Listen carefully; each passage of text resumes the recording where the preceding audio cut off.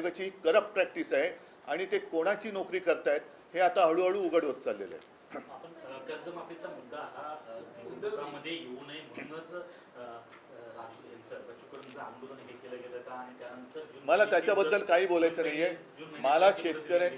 मला शेतकऱ्यांचा विषय आहे, त्याच्यामध्ये आणखीन कोणी शेतकऱ्यांच्या मदतीसाठी उतरत असेल तर जरूर उतरावं, पण शेतकऱ्यांना कर्जमुक्त करावं.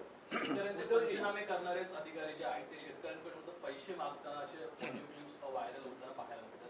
पंचनामे करणारेच अधिकारी शेतकऱ्यांना मी आता म्हणूनच जातो आहे, कारण शेतकऱ्यांना काय होतं की तेवढं पुरतं सगळीकडे शेतकरी शेतकरी शेतकरी होतं आणि मग त्यांना वाऱ्यावर सोडलं जातं. मी त्यातला नाहीये. मी आपत्ती आल्यानंतर सुद्धा दुसऱ्या तिसऱ्या दिवशी गेलो होतो, त्याच्यानंतर मोर्चाला सुद्धा गेलो. आता परत 4 दिवस मी मराठवाड्यात जातो आहे, त्याच्यानंतर कदाचित विदर्भामध्ये पण जाईन, इतरत्र सुद्धा मी जाईन आणि शेतकऱ्यांशी थेट संवाद साधेन.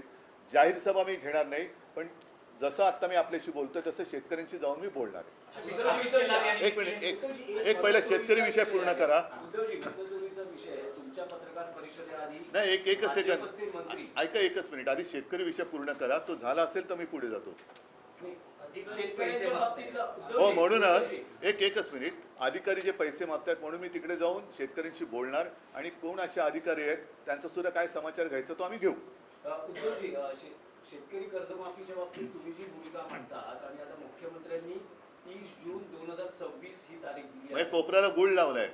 त्या बैठकीनंतर लगेच दुसऱ्या दिवशी राज्याचे उपमुख्यमंत्री जाहीर सभेत असं म्हणतात की नियमित कर्ज भरा असं शेतकऱ्यांना सांगतायत. कर्जमाफी मागणं ही सवय चांगली नाही.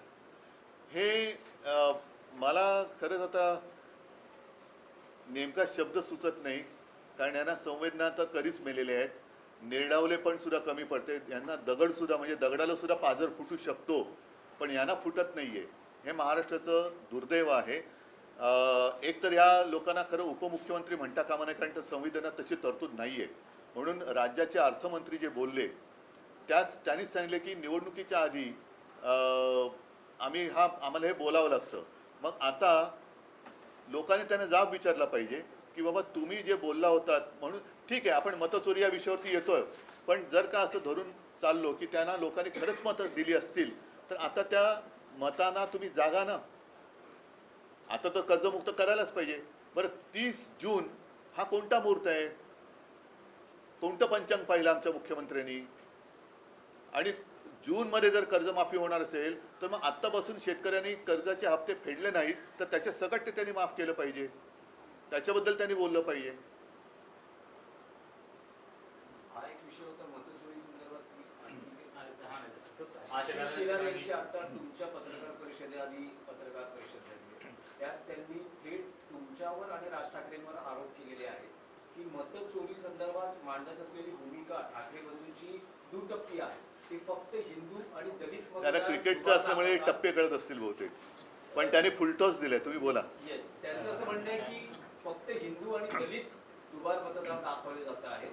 मुस्लिम मतदार जे दुबार आहेत तिबार आहेत त्याबद्दल ठाकरे बंधू का बोलत नाही. आणि दुसरं त्यांचं असं म्हणणं आहे की लोकसभा निवडणुकीच्या प्रक्रियेत सुद्धा तुम्ही याच मतांवर निवडून आलेला आहात, विधानसभेत सुद्धा त्याच मतांवर निवडून आलेला आहात आणि हा सगळा गोंधळ लोकसभेपासून झालेला. मला आशिष शेलार, मी खरं त्यांच्यावरती कधी बोलत नाही, पण आज मी त्यांचं जाहीर अभिनंदन करतोय, कारण त्यांनी नकळत देवेंद्र फडणवीसांना पप्पू ठरवलेलं आहे.